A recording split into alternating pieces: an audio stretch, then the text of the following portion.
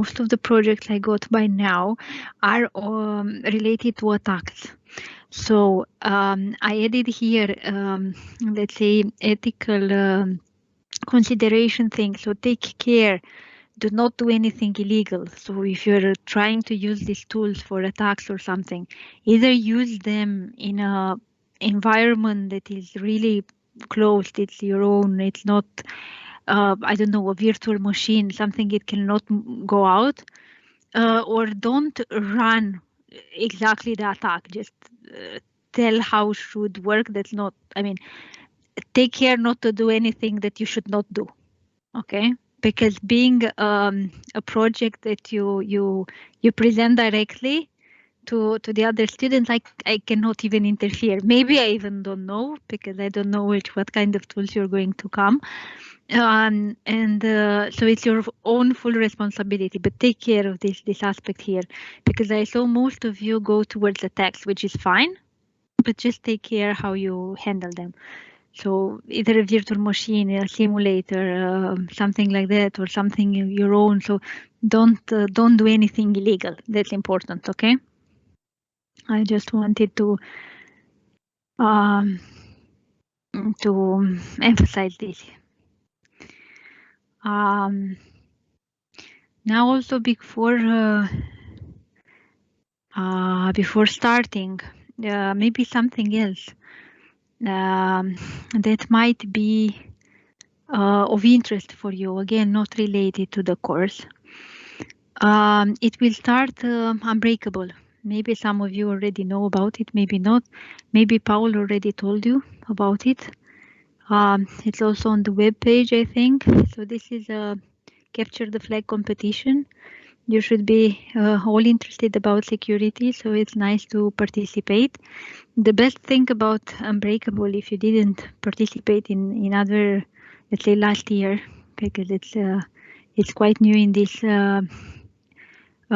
format, is that they also have this preparation phase. So there is a preparation phase starting 28th of October, and until the beginning of December, you can learn. There will be webinars, there will be materials, there will be CTFs for you to solve, and so on. So it's something that I highly encourage you to participate. That is, of course, a part of network security. That is a part of crypto. There are parts of other security topics as well, penetration and so on. So it's something that I think you should maybe know about it. So I will also put it in the chat. Maybe you know already, but as I was saying, it's better to find out from more people rather than not finding from anybody. So before starting, if you have any other questions or comments or anything you want us to discuss.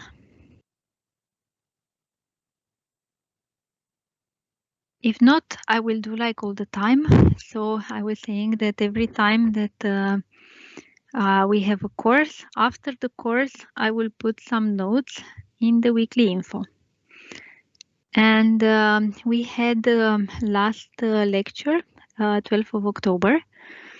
What we did, we've introduced the course project. So again, remember, both for the course and the lab project, send me the schedule and what you want to talk about.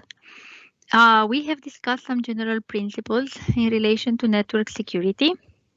So see lecture materials pages on security, 6 principles. And if you go there to lecture materials, I will just download them all.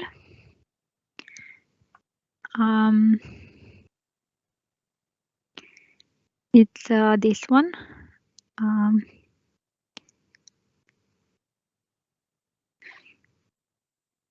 Okay, so the principles that we were talking about last time.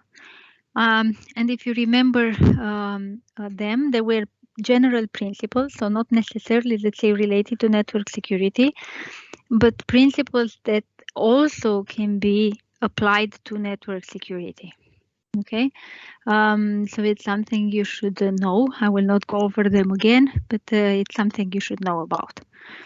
And also last time, if we go back here to weekly info, we have discussed the wired equivalent privacy, WEP. And you've seen the presentation of WEP by Dan Bonnet that's available at this link here. And then we discussed WEP in more details. And then we have here 12 pages on security that I didn't put online, or I did. I did not. Is it true? Okay, so I had the impression I put this one twice because if it's not here, then I need to edit here. Okay, so I didn't put it, and that is good because I will edit now. If meanwhile you have any questions.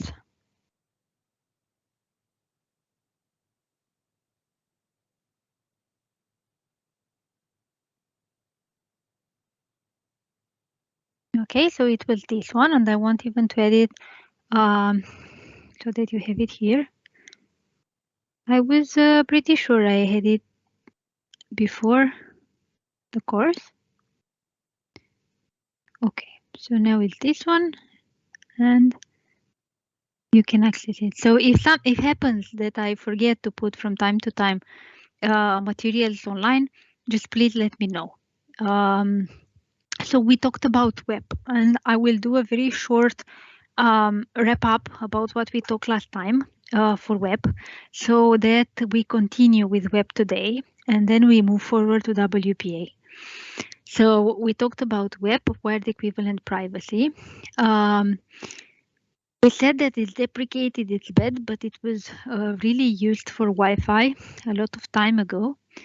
And it's basically a way of authenticating to the network, and then a way of sending encrypted communication based on a password usually that is common to all the stations in the network and to the access point. And we were talking last time that it basically takes place challenge authentication, challenge response mechanism for the authentication. So basically, when a station wants to connect to an access point, we consider, of course, that the access point runs WEP, and then the station also can do WEP in order to connect to the access point. The station will ask to authenticate. So it will start with an authentication request. The access point will respond back with a challenge, and the station will give the challenge for the response for this challenge. And if the response is correct, the access point authenticates the station. If not, it fails. And we talked about this authentication based on challenge response mechanism as a much better authentication, a better mechanism than just sending the credentials like this, no? Because it's something that is depending on a challenge that the access point is starting. So if the access point is challenging every time in new values, so using this nonces, let's say number used once, for the challenges, then the response should be every time a different one. So at least for a passive adversary that is just watching here and seeing the challenge and the response, should be much more difficult than just copying some, I don't know, a password, even hashed, in hashed form, and then resending it in a reply attack back to the access point. And I was talking now about replies attack. So it's basically when somebody, the adversary, checks something on the network and then reuses this to gain some advantages afterwards. How it's working WEP? Basically, it's working in the second level of the OSI model, or the data link layer, let's say. for the ones that don't know this or don't remember or didn't do for network, you can go back because that's important for us because we don't speak about IP addresses. We talk about MAC addresses here. Okay, so we are layer 2 MAC addresses that are important for us. So we have frames. 802.11 frame. This is the wireless frame. We have a header. We have a trailer. We have the data, of course. To the data, we append a cyclic redundancy check. We encrypt the data and the cyclic redundancy check using this web. And then all it's framed, let's say, and sent on the communication medium. Of course, together with an IV initialization vector that is all the time changing. It's like a counter. Okay, and if we look into more details how web works, we have this IV that is sending clear here. So a passive adversary can just see it. There is the key, that the key we were saying it's somehow derived from the password that the access point uses and the station needs to know. Think about now when you want to connect to your wireless network, you need to enter a password if it's not open. Okay, so this is the password that I'm referring to. They both enter as inputs in an RC4. RC4, we just take it as such. For the people that know more crypto, it's a stream cipher. So it basically gets a shorter key and it outputs a longer key that looks random, and it's doing a XOR between this random key and the message appended with the CRC to obtain the ciphertext. And this is the ciphertext that is here, so encrypted. This here it will be encrypted. We were saying that web has a lot of drawbacks because of key sizes, because of the IV that is quite short, because of integrity reasons, and so on. It also has a good point that is open standard. Okay. So what I want us to do today is to continue talking about web, and for that I prepared this web English. EN comes from English.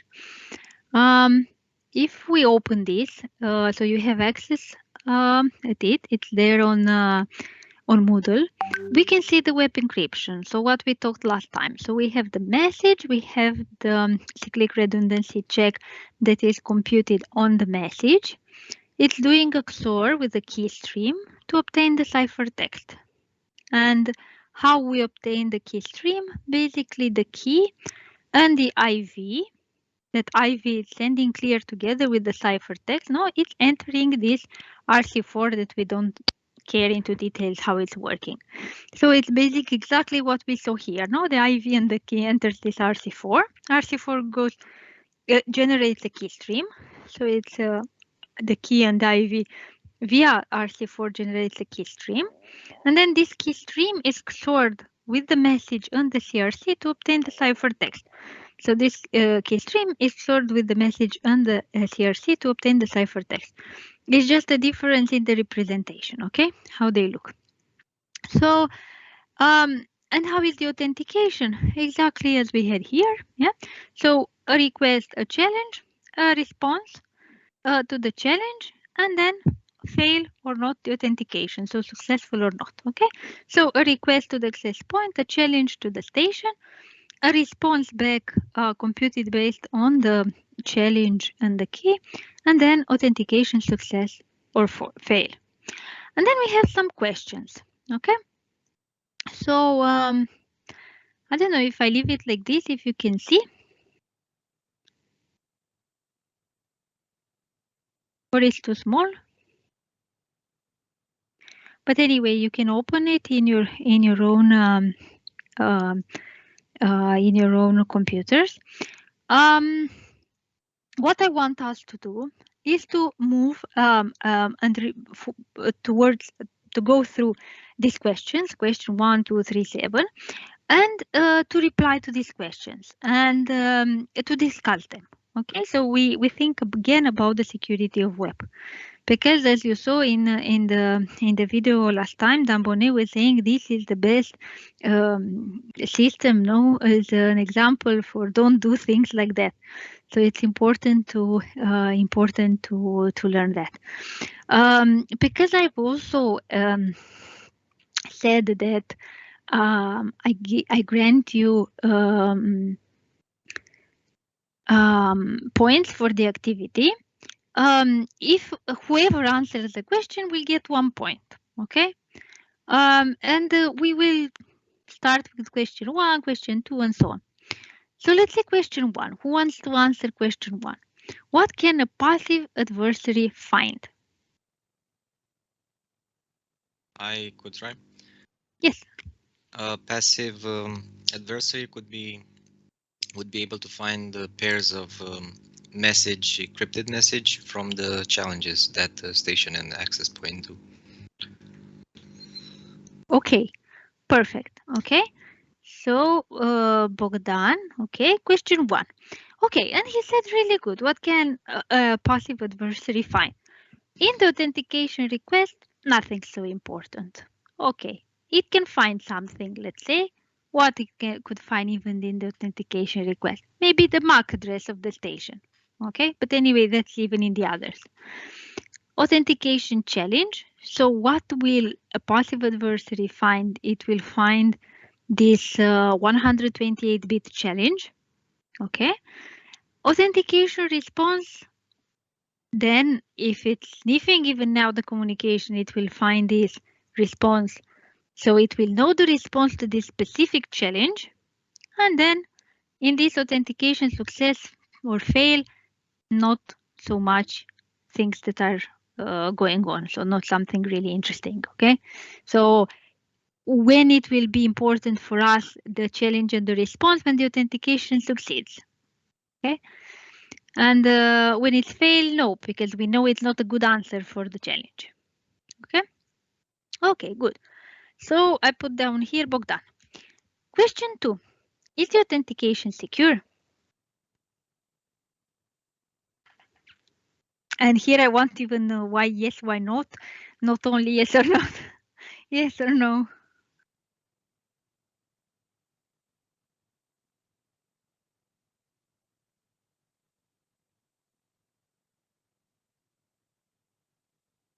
Are you seeing this one, or I should make it maybe higher a little bit? Maybe I can try. Please. So I'd say yes, because the message is encrypted using a private key on STA, if I understood correctly. So then you can't find a rule like one message will be encrypted to a certain value. Maybe the same message will be encrypted with different values. So that's why I would think that it's secure. Can you repeat why it is happening? I heard that STA has a private key that uses to encrypt the challenge to send it back. So I believe different computers will have different keys with which they will encrypt the challenge. If this key won't change for multiple authentication, then an attacker might use the reply attack. But well, this answer is based on whether or not the key on the STA will change at every new request of authentication, which I don't remember. Okay. Other opinions here? I don't think it's secure at all, because all the data traffic are encrypted with a single key, with a static key. So if someone would be able to break the key, all the data will be visible for the attacker. Okay. And who's able to break the key immediately? Who's able to break the key? Yeah, who knows the key? Well, you don't need to know the key. There's like, if you go using Wireshark, there's some extensions which are doing some decoders for web traffic, and that you might ending up ending up with discovering the challenge or the challenge there. The authentication Yeah, challenge and there. I'm happy you brought this to discussion because that's our second lab. So in the second lab, you watch in the capture file with Wireshark. It's not web, it's WPA, but it's the same. You see the four-way handshake. We will talk about that. And you look into the messages, let's say. Okay. And additionally, because when the traffic are, I mean, when you're capturing, if you have like a succeeded authentication, you'll be able to see also what are the ports are open on the remote machines, and this is another vulnerability for that, like where a good attacker can use those ports to attack the machine via some remote ports, especially if the firewall are not really enabled on the machine itself. Yes. Maybe if I'm going further with that, but that's one of the reasons why it's not secured. Yes, so I agree with you. It's not secure. So Sebastian was not right. I noted Al Jamal. It's correct how I pronounce it. No, that's my family name. Oh, that's your family name. So Hussein. Yes, correct. Okay. So it's the other way around, if because all the others have the first name first. Correct. I don't know why they did that, but okay. So sorry for that. We're not so protocolar here. So okay, Hussein. So yes, but what he's really he's right. Okay. But he moved even more forward. Now, if we only think for the web, there's another very good reason for this is not, he said, okay, because everybody is using the same key. Perfect. And what he means by the key, or what we mean by the key, in fact, is the password, no? Everybody in the same network connecting to the same IP has the same password. And we were saying last time, okay, from the password to get to this key here, there is a derivation process. Okay, and even if in the derivation process we put something else, we may put maybe the MAC address. It doesn't help because that is public. So it's directly vulnerable to an insider attack. Somebody from inside that knows the key can authenticate as somebody else. And you will say, yeah, but anyway, I get access to the network. Yeah, but you clone the MAC address and you don't authenticate like yourself. Maybe you authenticate as somebody else, so it's a problem. Okay, so it's true. Question 2, it's not secured authentication. If anyone has questions, is not clear or something, just let me know and I can come back and we discuss again, okay? So ask questions if you have. Question 3, is the authentication mutual? I think not. Okay, why not? Because there is no certificate. You just send a request, and if anybody responds with a challenge, you could just send the challenge response to, I don't know, one man in the middle, and he could then, I don't know, if he knows the password like an insider, he can then decrypt or intercept the packages, then modify them and send them to the AP. First, tell us what mutual authentication means, because maybe not everybody knows.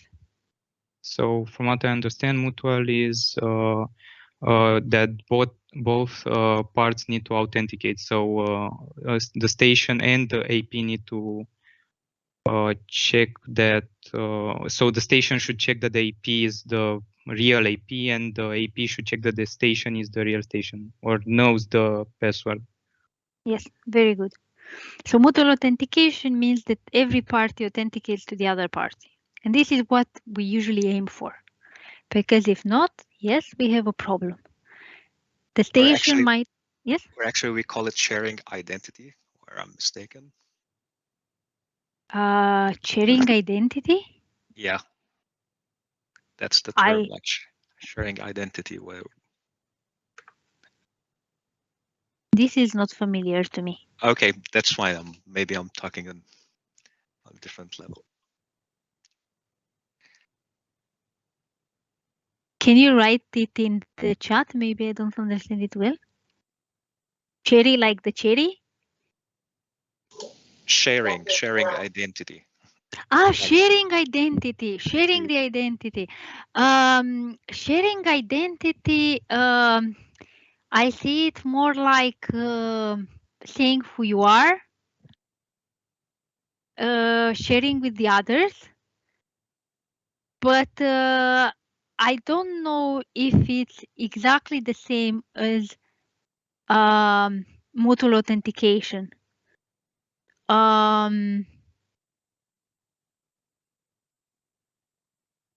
Because it's more like somehow to identify yourself to others. But in the networking, let's say, it's not a term that it's so used. So we usually say mutual authentication, because sharing identity is okay. I share the identity, but it doesn't imply necessarily the authentication. It might be something less formal, maybe. I don't know. Because when I say authentication, it's more than sharing my identity. I can say in the authentication request, I can say I share my identity, because I give you my identity, my MAC address, let's say. So I'm sharing it with the access point. But that doesn't mean that I am authenticated, that I prove that it's my identity. So I might still have, let's say, an impersonation attack here. Okay.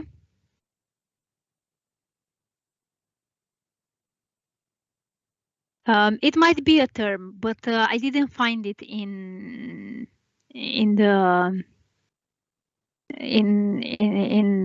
network security by now, or in security in general. Maybe it's something less formal or used in practice more or something like that. But for me, it's not so strong, because it's sharing identity, but it's not necessarily proving identity, while authentication is proving identity.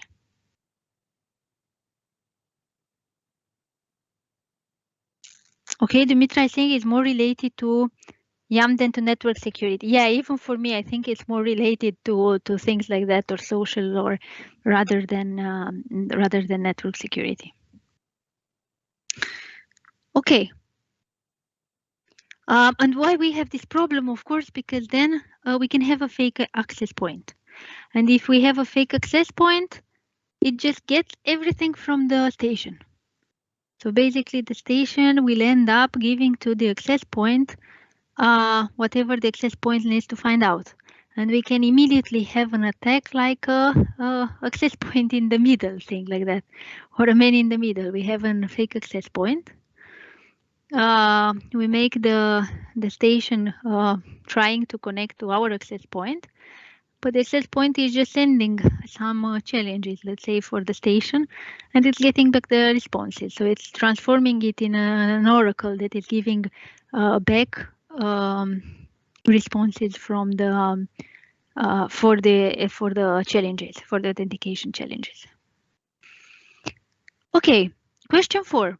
What attack does the unilateral authentication facilitate in this case? Oh, I already replied to this one.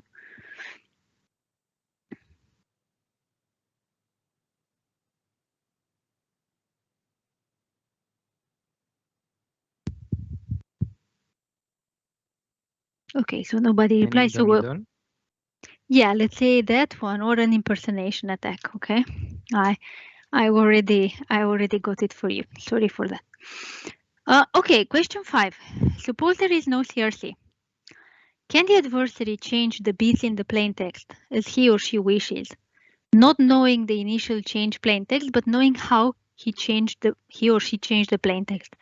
So this is what we call malleability of a system, of encryption. So we change somehow the ciphertext so that we change the plain text, even though we don't know how the plain text looks like. So it's possible for the adversary to do that. You can only give me one example. Can I answer to that? Please.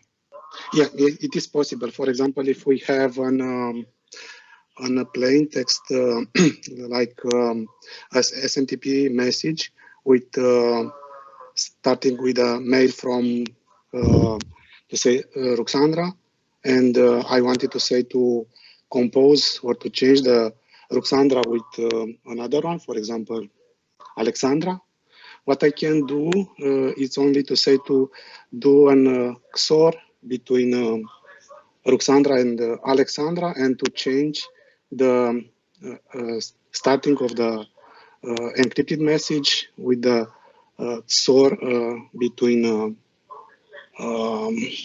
the message, and that's all. So because there is no integrity check in the XORed message, in the cipher message, it is easy to say to do some assumption about, say, the plain text, and do a simple XOR between the bits, the possible bits in the plain text message, and the one you want to change it, and it results to say, no one will notice that there are some changes in the initial message.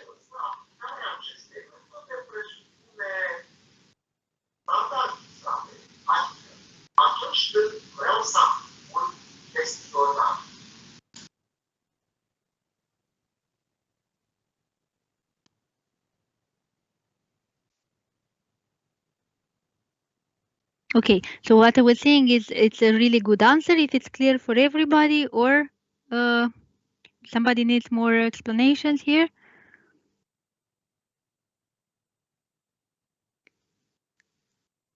Could you explain it one more time, please?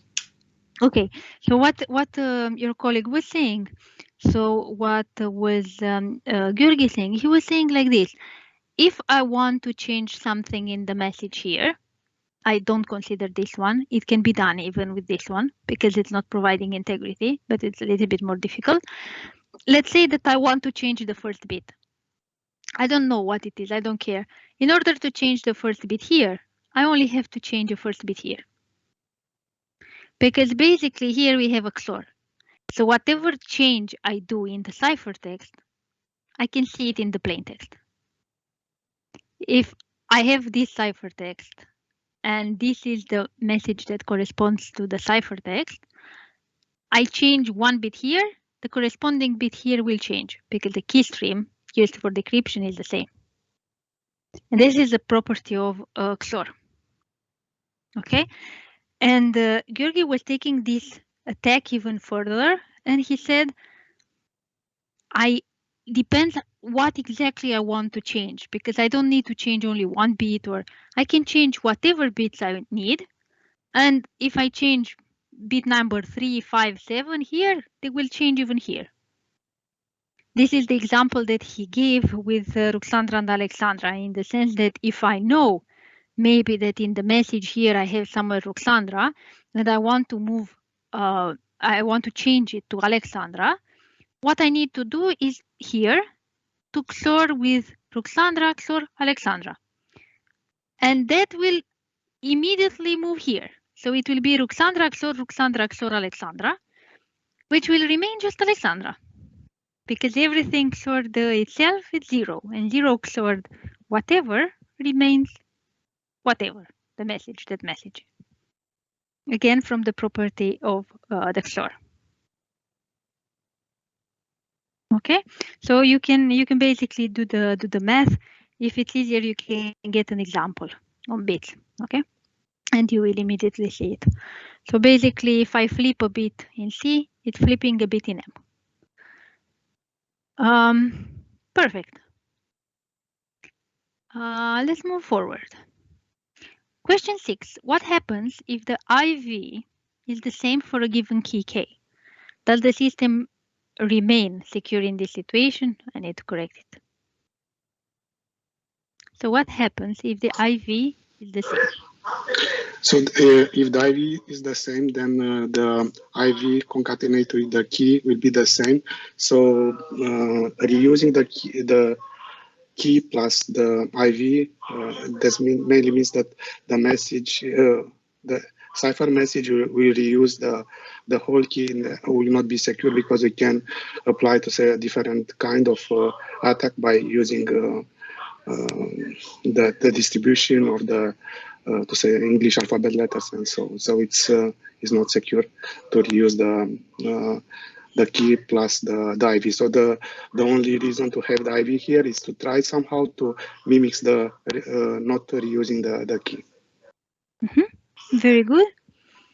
Okay, so I marked here Georgi again.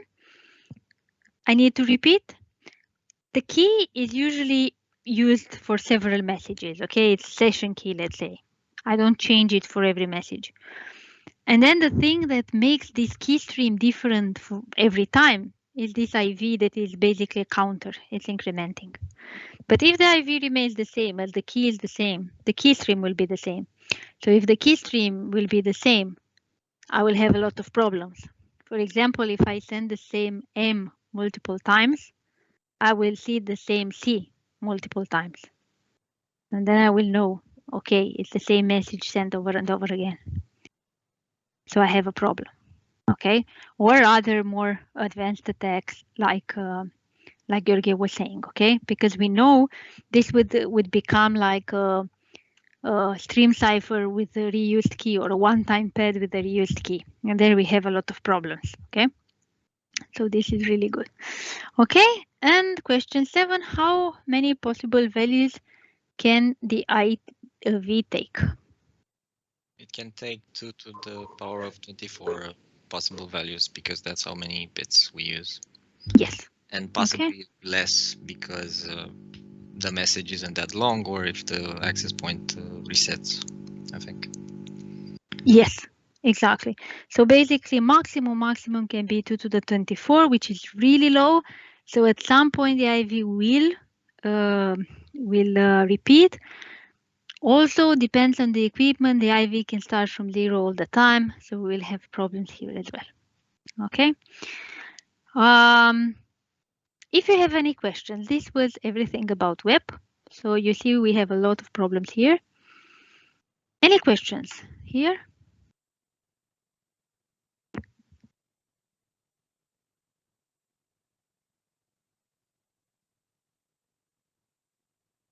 No. So it seems everybody is fine. So everything is clear. Just for me to know how we handle further. Will we take the break or not?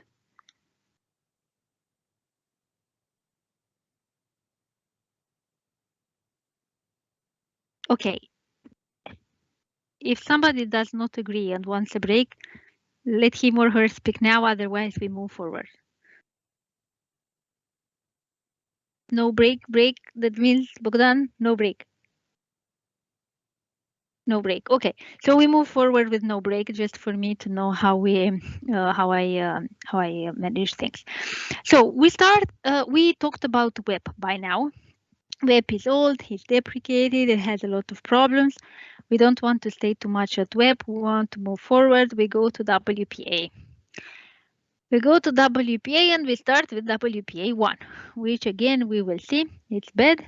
It's not good and so on.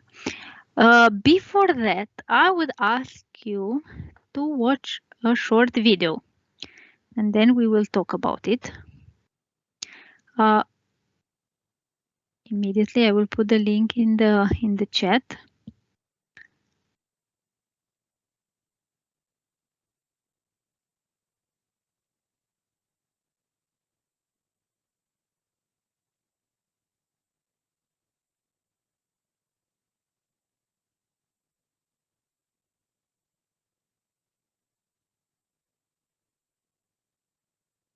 Okay, so I put now in the chat a link to a video that is talking about IEEE 802.1x.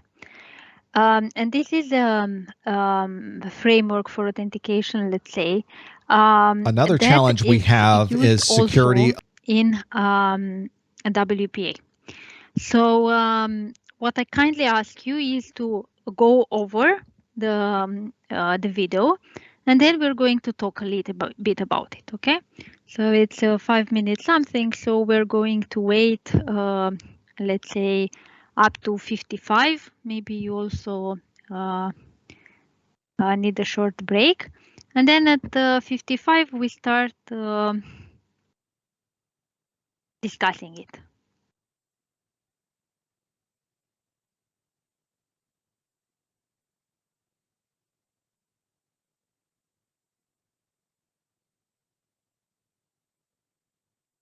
of our switches and the ports that are on our switches. When you have all of these different ports on a device, anybody can walk into a conference room. They can walk into an empty jack that might be wired up on your network. They can plug in their device and they might have access to all of the internal resources of your organization.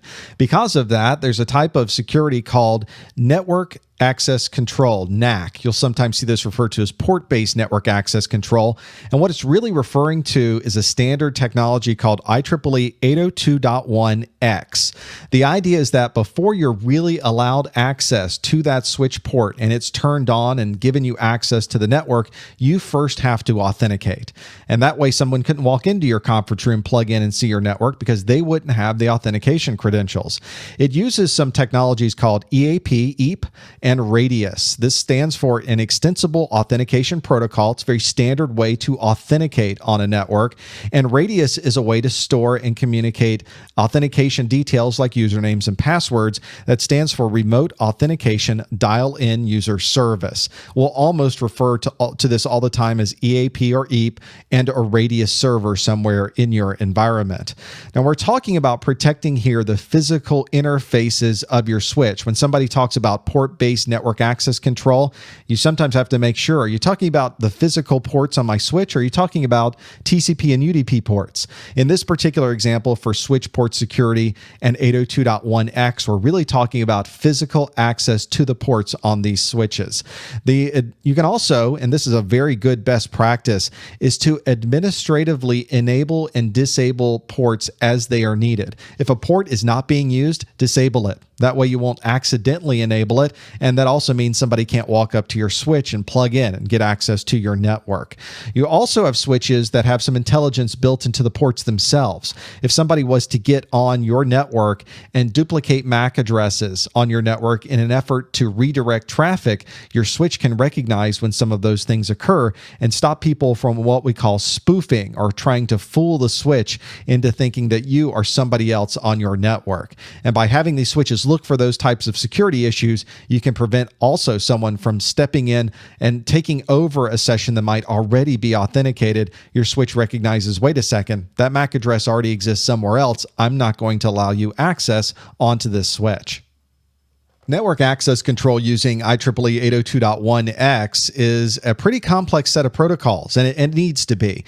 We're providing access to ports on a switch through software. And so there needs to be a lot of checks and balances in between.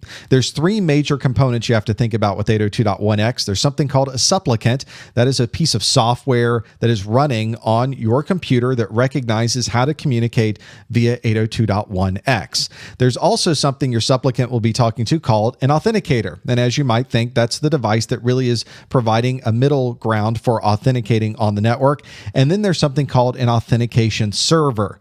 Your supplicant never really talks directly to the authentication server. Your supplicant on your computer is talking to the authenticator, who's then passing through that information to the authentication server.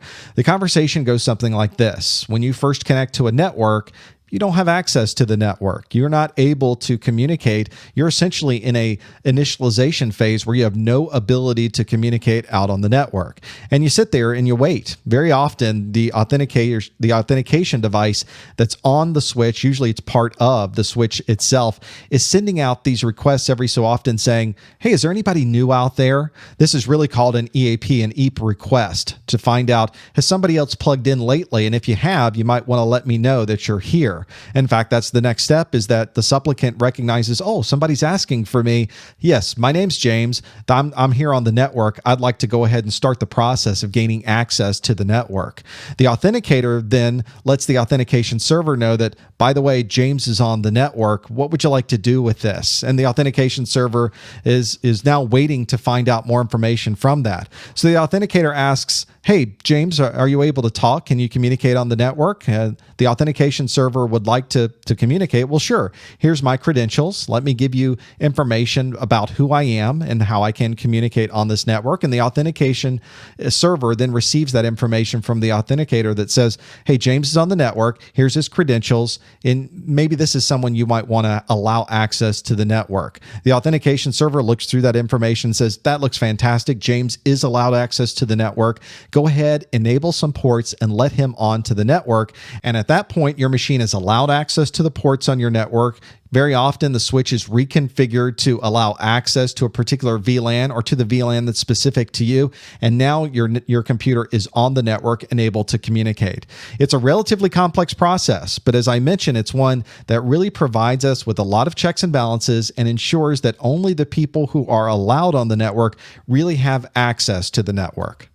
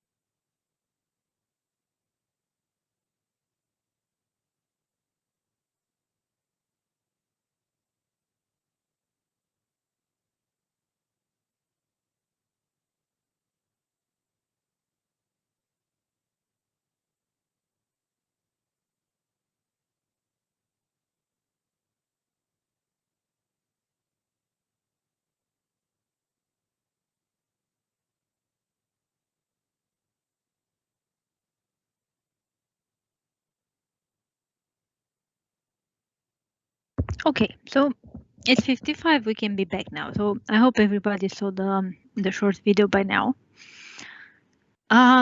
It's not a very recent video, let's say. You see 2014. But it's good. And it's let's say one of a series of videos.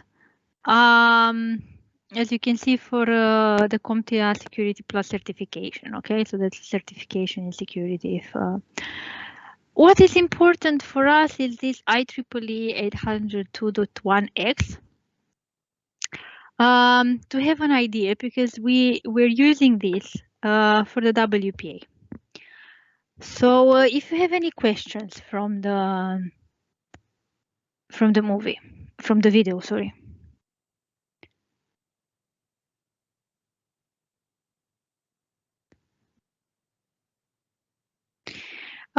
You can see here that maybe he's referring more also to a switch port security. First of all, again, I expect you to know what a switch is. And I have a question for you. Why do we talk about switches and we don't speak about, let's say, routers in the very basic definition of switch and router?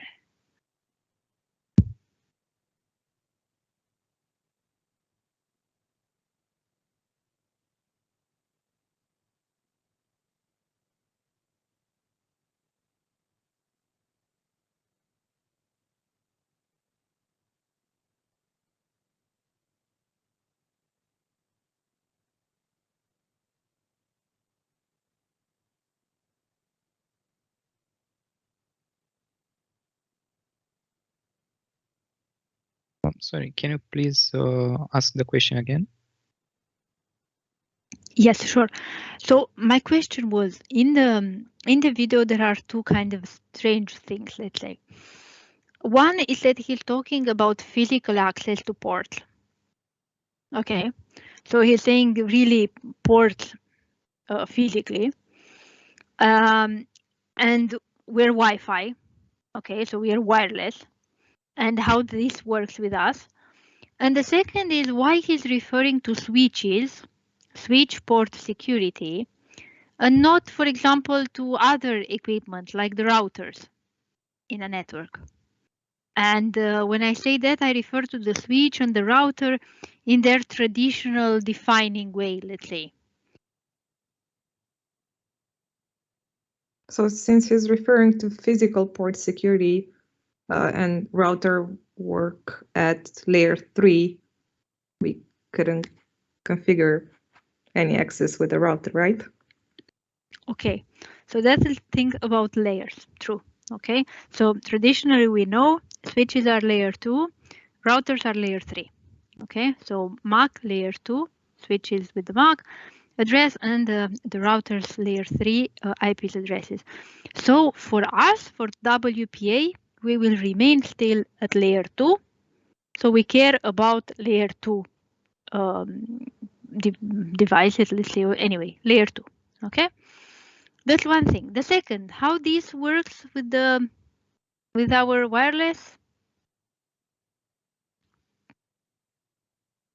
because he's referring to something that is physically. Do we have, when we connect to the access point in the web or in the WPA, that is the successor of web, a physical port, and we put a cable in the access point and we connect via the cable?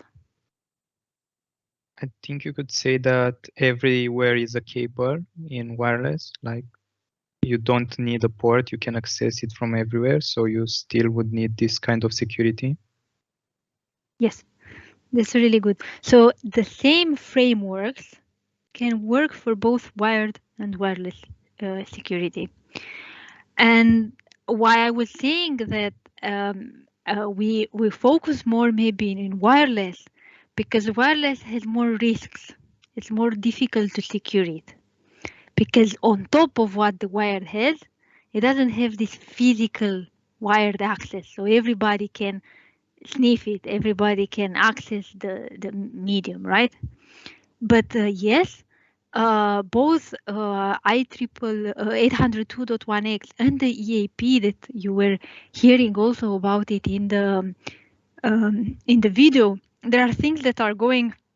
I mean, there are frameworks, let's say, they can work for both wired and wireless networks. Okay. And what was important from this video, let's say, it's something we have here.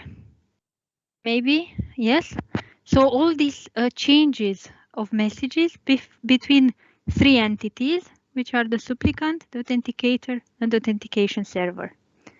Okay, and there was one example here. He was given Radius as an example as an authentication server. They can be others as well. There are just a specific implementation that ones. But this is how it works in general, this framework, okay? So it says the type of messages that are sent between the supplicant, the authenticator, and the authentication server. Not exactly what's within them necessarily, but how they are, like the structure, the types of messages, okay? So basically we have the supplicant that wants to authenticate, we have the authenticator that will grant access or not to the network, and we have the authentication server, which is the one that is saying, based on some credentials stored there, if this happens or not. If it's okay or not to let the supplicant in the network. For us, the AP is playing which role?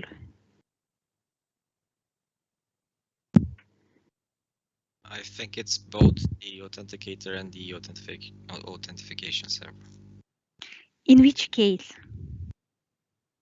can it be seen like this?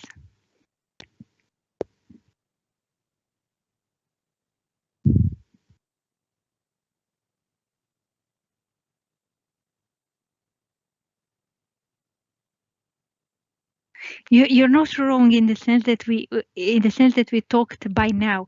I was saying last time we didn't talked about much, but I was just mentioning. Usually in Wi-Fi we have two types of authentication, one personal and one enterprise. If we have a different authenticator and authentication server, we are in the personal or in the enterprise version? If they're different, then we are in the enterprise version. And if they're the same, the personal version. Yes, so very rarely the authentication server is placed on the authenticator when we have an enterprise implementation, let's say. Because what happens? Every user has its own password. It won't be all the same like they were in web, okay? Usually, I mean in Wi-Fi. And then the client will connect to this authenticator, which is the access point. And the access point will communicate to the authentication server, and the authentication server is the one that has all the credentials of the users. Why we wouldn't like them to be on the access point? Can you give me a few some motivation? I don't know.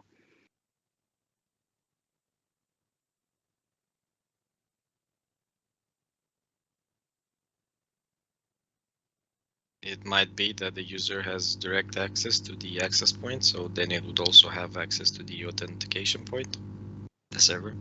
Of course.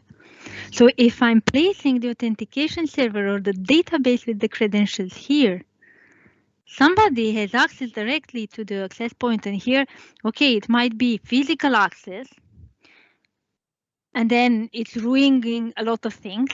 It might be just access after it's getting access to the network. No, it's connecting via the access point.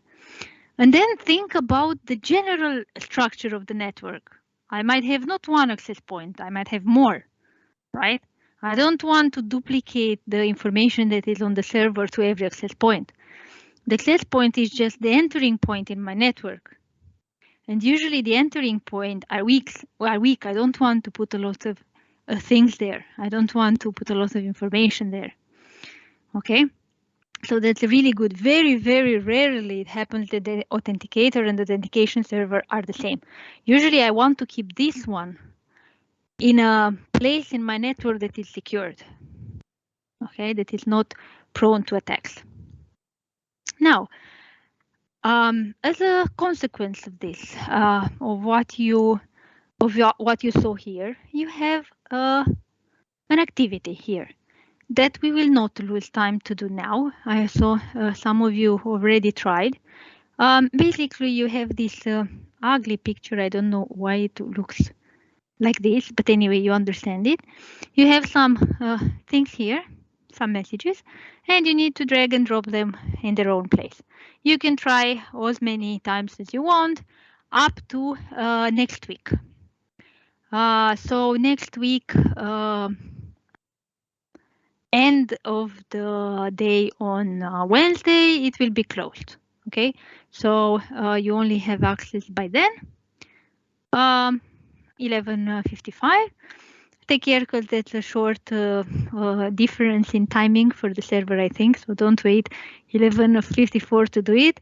You can try as many times as you want. If you do it afterwards, I will grant you 1 point for the activity for the course. Okay. We don't lose time with this one now. You can do it at another point afterwards. Okay, so we need this 802.11x because it's something that you will also find in the lab.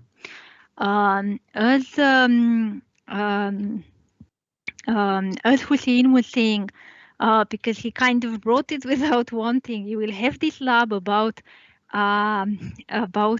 looking into a capture, and it's already here. So if you go to labs, the second laboratory is already here. We're going to talk about it more about it in the lab Friday or next Thursday. But this is something that you will look into. So you will see the 802.1x messages, what they contain, how they encapsulate things, and so on. So this is the second lab. Now this is used, and we will also talk about that next time in more details in this four-way handshake that is the authentication basically between the station and the access point in WPA, Wi-Fi protected access. But before then, let's see what WPA means or how it's coming as an improvement for the web. And again, I prepared the one slide, only one we have here. And again, you need to tell me whatever you understand from here, from that WPA, and we will discuss everything until the end of this hour. So if it's something that's familiar to you here.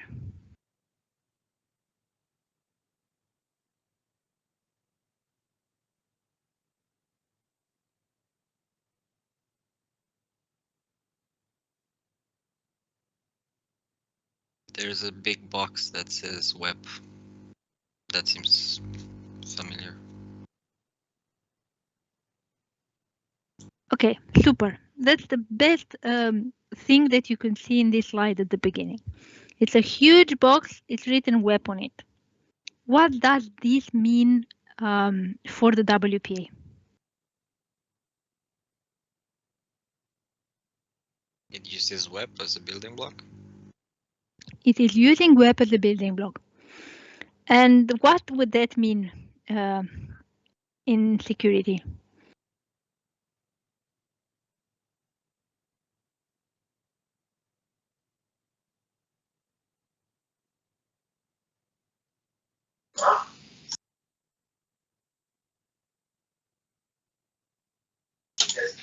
We've already established that web is not so secure. Very good. We already established web is not secure. So what we're doing, we're using web again. What is the first feeling that we have about WPA? It should be not very secure. It integrates web and other mechanisms, so it assures security to web. Yeah, Both points are good. So it's trying to secure web better, but it's still using web, so we're still reticent, right? We still have a it's like, okay, maybe if web was bad, maybe WPA will be bad as well, although we try to improve it. Why would that happen? Because when web was broken, they had to find the solution really fast. And the solution was not a new standard, but using what you have, the equipment that you have, everything that you have, with the minimal modification possible to get something more secure. So it was something that needed no change in the hardware, all the devices that were running web were supposed to run even WPA, and of course even to have backwards compatibility. So it was something that it was called the draft, okay, because it was a draft of a new standard that was coming as a fix in the industry. It's an industry fix, in fact, for the web. So something that they had to find really, really fast. So that's why it's really using web. And how it's using web, as we know. So we have, again, this RC4 key, okay, that we were having even here, this key stream from here, the output of the RC4, that is doing an encryption and gets a ciphertext. And now what are the differences with the web? What are the improvements over web? So the initial standard for the web was created by engineering, which who doesn't have to say too much deep knowledge about the cryptography and how to say to put together those building blocks, and the new protocol, it was created by cryptographs, and they knew how to say to combine these building blocks without having the holes in the cryptographic design, to say. So that's a thing that we usually need to consider. So all the times when something new appears as standard, usually there are people from many domains, many areas that are taking part or should take part.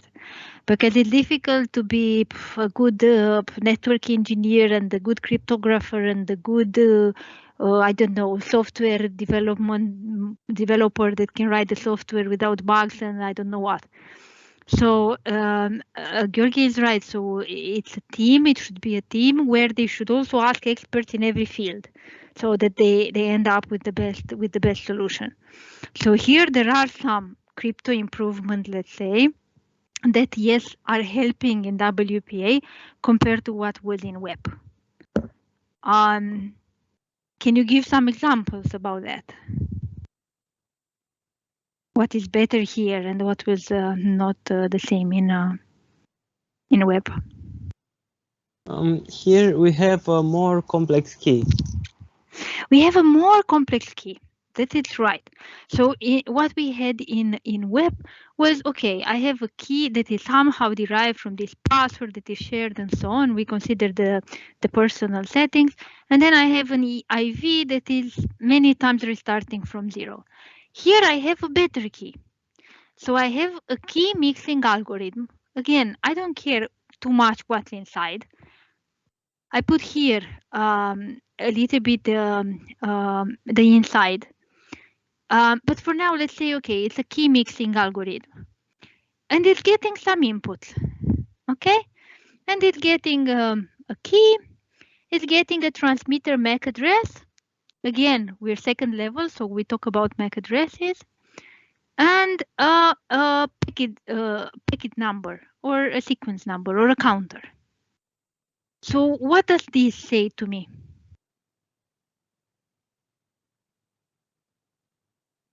If before I was changing the key with the IV, now when I'm changing the key? When we send a new packet? Yes. So I will change the keys very often. Okay. So basically, you see even here it's a packet key. Okay.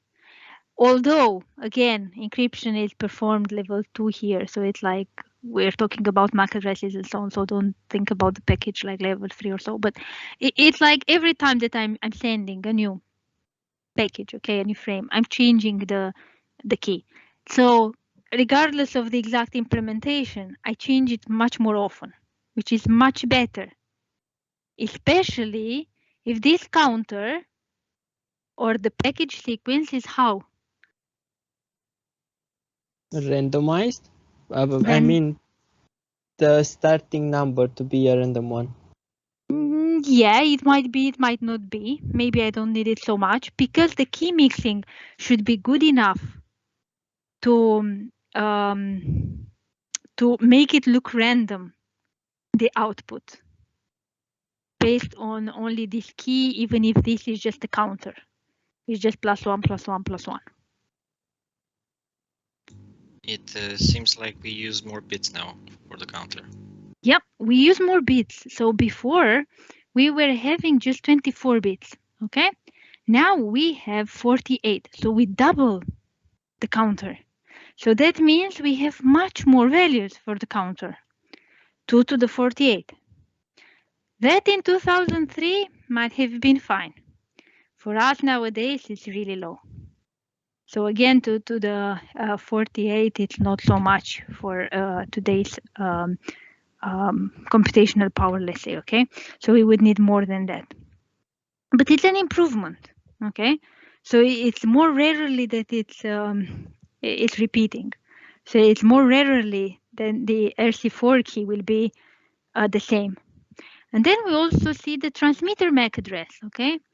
So basically, we will have different keys in the two ways of communication. So if the station transmits to the access point or the access point transmits to the station, we'll have different keys because it's also involved the transmitter MAC address, okay? That's also a good thing. How it's working, we see here. So basically there are two phases, and then this counter 48-bit is basically 6 bytes, so it's split into 2, and there are 2 mixing phases, let's say, and so on. And why do we want to mix two key mixing phases? Because it also helps for efficiency, because we can have this session key that you compute once and then you keep it for some time, no? Because basically 4 bytes, so the most significant ones remains the same for longer times until the last 2 bytes change it, no? Go over all the possible values. So you have this session key and then you use only the last 2 bytes, the significant bits, and you get the packet key. So this two-phase key mixing, let's say, it's also because it's faster, okay? Remember that we also have this limitation here, because it's not like I encrypt something and I send it offline and the other can decrypt whenever. In network security, usually we also need to think about latency. We need to think about how long it takes to perform something before putting it into the wire or wireless communication, no? So we need to be quite fast. And that's also a trade-off many times. Good. So this is one thing. Better keys, okay? Other things.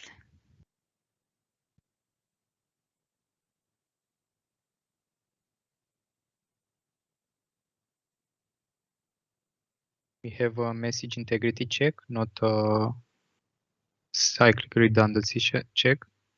Perfect. So we have a MIC instead of the CRC. Okay. So before we had this CRC here that didn't help. Now we have something better. Why is this better than the CRC? Why is this providing integrity? At least theoretically, it will not at the end, but anyway. And why this was not providing integrity? What's the difference between the MIC and the CRC? That's the question. It has a key. Perfect. It has a key. So here the CRC doesn't have a key. So basically, whoever changes the message changes the CRC, the cyclic redundancy check code. So it can only stand against unintentional failures because something happens on the medium and there are some errors, and it can help for detecting the errors. But here, because we have a key, we have this MIC key, okay, that is supposed to be known, also derived from the password, from the credentials and so on. We will see how. And this is helping. So this is an input in this MIC algorithm that is called Michael. I don't know why that's the name of the protocol. It means that the adversary, if it doesn't know this key, cannot compute it. The other two values, again, depending on the MAC address of the transmitter, the receiver, they can be found out. No, we do sniff. We just look at the packages. We can see the MAC addresses. You will also have in the second laboratory in the capture, one of the questions is which is the MAC address of the client that is connecting via WPA to the access point. Okay. But the key, if the adversary doesn't know the key, there's a problem. He cannot compute this MIC, message integrity code. Okay, and here you will find them usually as message integrity code are the same thing as message authentication code. Okay, there are different names in the different terminology. Let's say a MIC, message integrity code. Let's say it's emphasized better that it's into integrity. So it's looking into integrity. Okay, and basically this is how it works. So we have the web, we have this key that is better than before. We have this message integrity key that is appended to the message.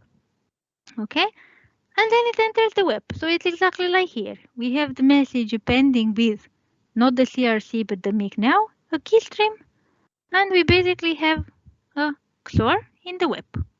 Okay, and it's ending up this ciphertext. So basically here inside, think that you have a XOR, and here you might even have another ERC4 node that is modifying this key in a key stream and so on. So this is how WPA works. The MIC is only 64 bits, and there were some problems. These 64 bits were not fully random.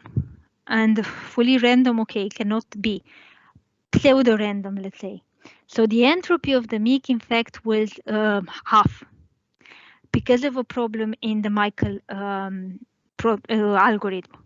So basically here, it's like having 64 or 32 bits was the same thing, which means we again have a problem because 32 is small, okay? So in just 2 to the 32 trials, somebody could have find the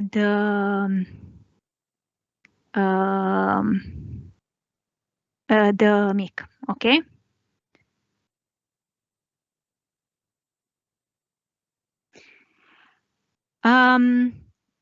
Okay, for the length, we already talked, okay? A text might be this kind of a text, let's say, even for the MIC. Key management, we already talked, okay? And now we have only this thing here to discuss, which, first, what I didn't say, what is the TKIP? TKIP, Temporary Key Integrity Protocol, is this modification to the web. Okay, so TKIP is all this change that came as an industry fix to solve this problem with the web. So using this key mixing and this Michael algorithm and so on, this is what TKIP means. Okay. So, who can? Yes. Sorry, I just wanted to ask. So, given that definition, then WPA would be just TKIP plus web. Yes, in fact, TKIP is kind of containing even the web. It's all this one. Okay. Why it's a little bit different between them? Because we will see even to WPA2. And from WPA2, it's more clear. It will starting using both TKIP for backwards compatibility, but also AES for better security. So it's going to be, let's say, possible to use WPA with TKIP or with AES. Let's say 2 versions of WPA. One that was security fast fix because we need it, and one because it's improved and it's better.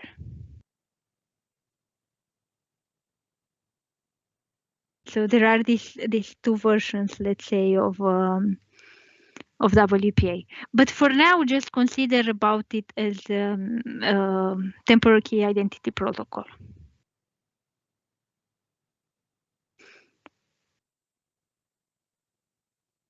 What we have here? What do you think it's all this representing?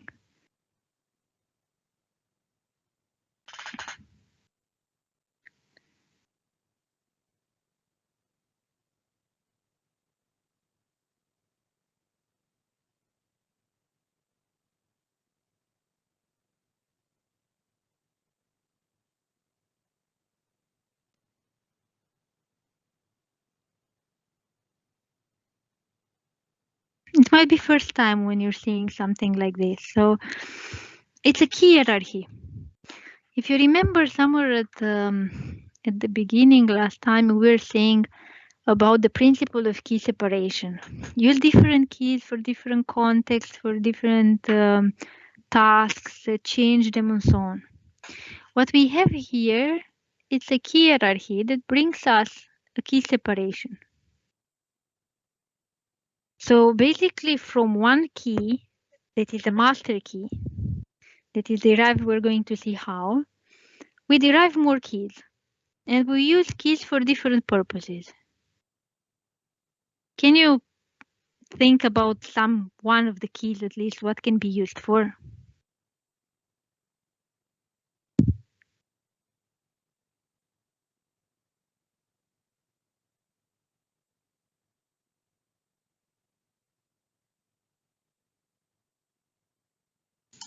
Data encryption key and data mic key, the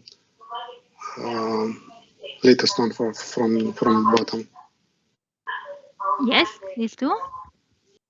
No, yeah, these two. Yes, and where we use this one? So in the initial protocol, the encryption key in the key mixing, and the second one in the for the Michael box. Yes. Very, very good. So we have a key hierarchy. We will explain it. We will see what it is. But we see here that we have a data encryption key. So it should be the key used for data encryption. And the data mic key. So it should be a key that is used for message integrity, where we talked about that before. The encryption key and the mic key. Okay? So these are the 2 keys that are entering here. The other 2, you can see here they are at another level, at EAPOL level, which you saw in the video. No, it was EAP over LAN. Okay, so in LAN networks, and these keys, they will be used in the EAPOL. So in the 802.1x messages, the ones that are encapsulating, let's say, the 4-way handshake that in the end gives us the authentication to the network. I leave this for now. We will talk about that more next time, and we will probably find by yourself going through the lab. And you will get more more familiar to those, because you will see that already in the lab. And next time we will also talk about that. So for the ones that didn't do the lab, so there might be even some answering for your labs, or there will be just like a wrap up after you already did the lab. So all these keys that are 128 bits, that it's better than before, because again, before we had 104 in the one not for export, otherwise 40 really, really bad. 128 that times 4, it's exactly 512 bits. So what is this hierarchy here saying? It's saying like this. We have a master key,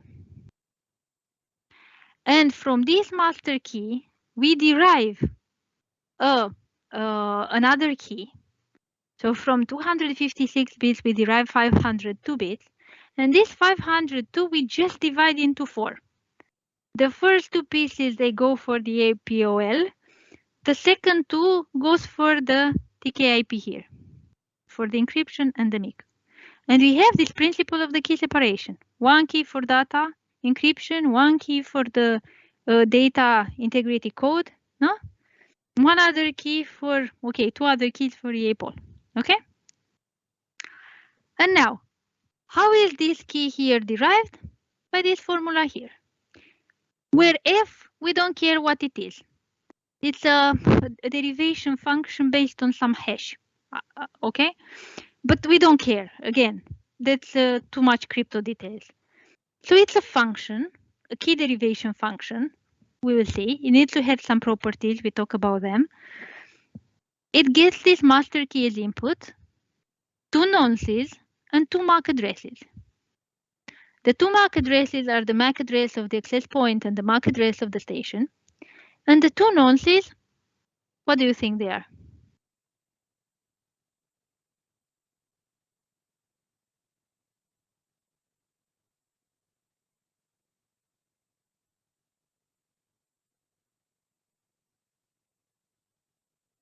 That's a nonce in general.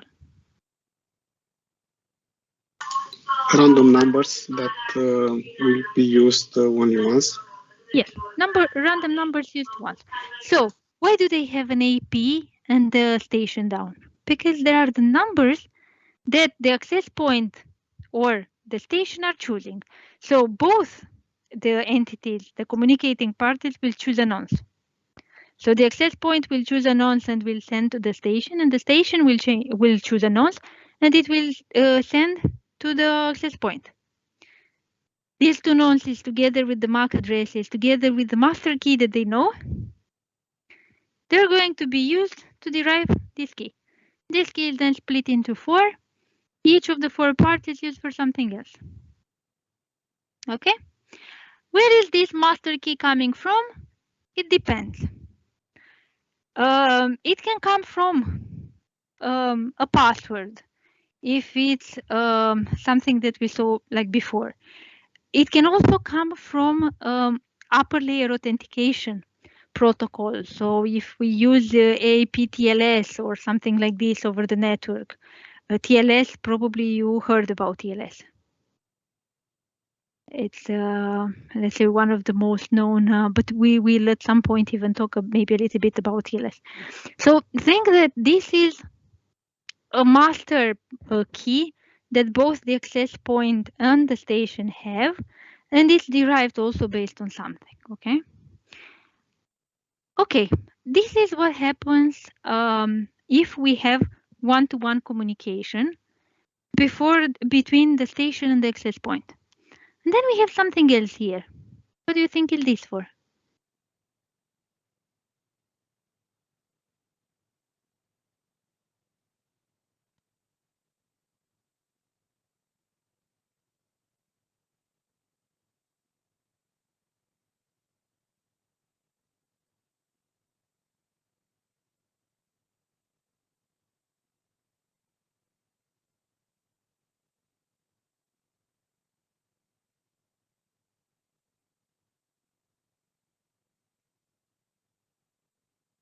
How many types of communication do we know?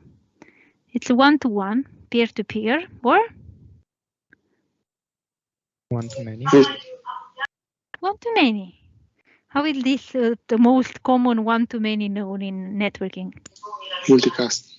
Multicast, or even better? Broadcast. Broadcast.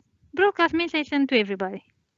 So if the access point wants to broadcast, to send the same message to everybody in the network, it can of course use this one.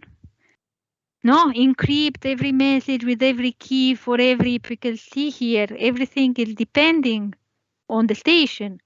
Here, no, to get even the PTK, I need the nonces, so the station chooses a nonce and then the MAC address of the station. So this will be independent for every station in the network now. So if the access point wants to send something, a broadcast message, either it sends it in clear, but if it wants to be encrypted, what will do? It will, I mean, if it only has this, it has to encrypt every message for every station in the network with the key of the station. And that's really inefficient. So what is doing the access point? It's generating a group key. And it will use this group key for all the multicast communication, broadcast communication.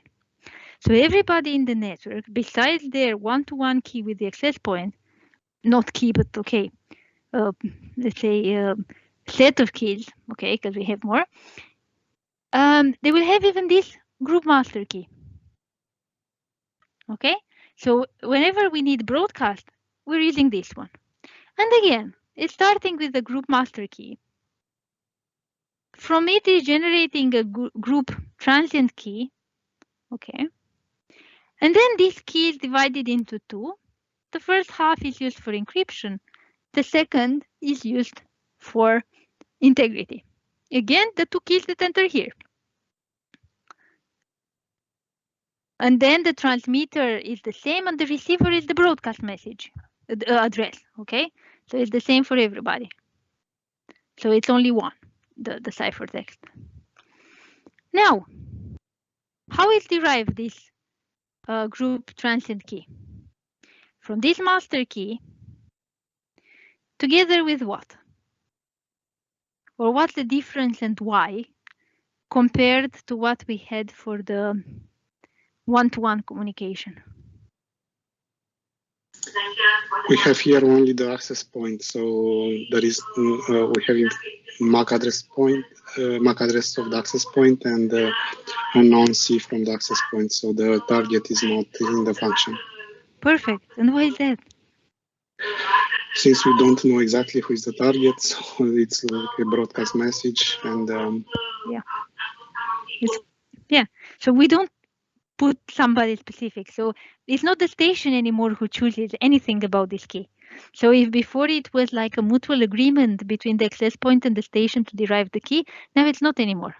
Because basically it's the access point that is selecting everything. The access point is selecting this group master key, and it's also selecting the nonce, and it also has the MAC. And you will say, okay, but this is somehow redundant. It can just choose this one directly. That is true, but it's not doing that. It's getting the nonce, it's even sending the nonce over the network and so on. And then it has these two keys that it's using for encrypting and then computing the integrity code for the broadcast messages. Okay. So this is how WPA works, let's say at higher level. Okay. And we will look more into the messages that are sent, as I was saying, once in the lab. And also we will discuss a little bit maybe next time about the four-way handshake, because that's interesting.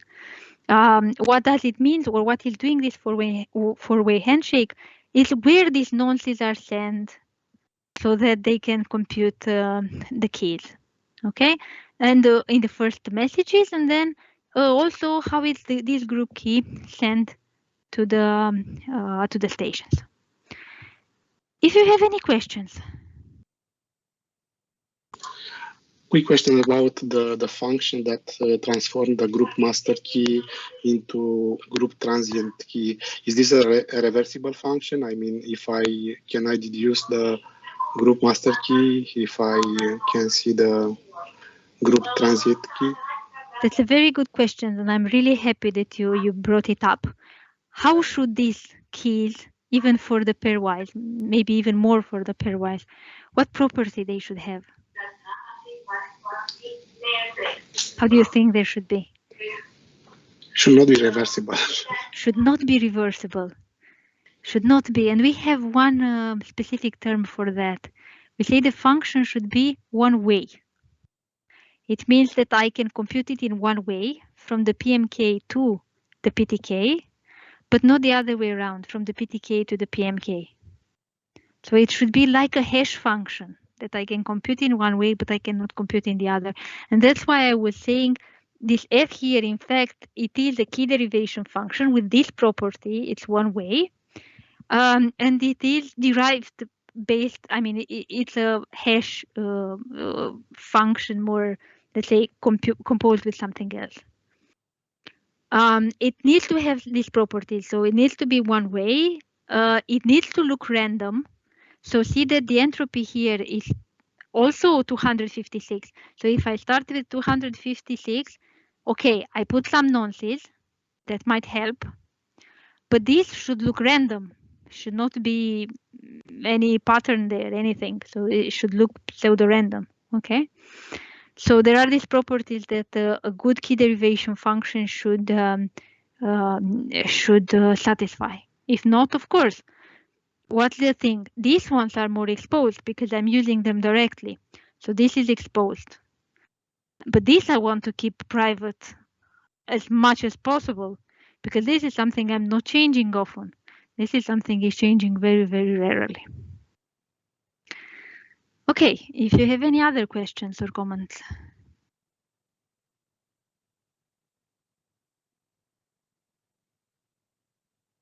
If not, we finished here. We didn't take the break, so we finished exactly 10 minutes before. So we meet Friday for the ones that want to present labs. Or they have the project presentation. I think nobody registered for this Friday, but anyway, or next week for the lecture. Have a nice evening. Goodbye.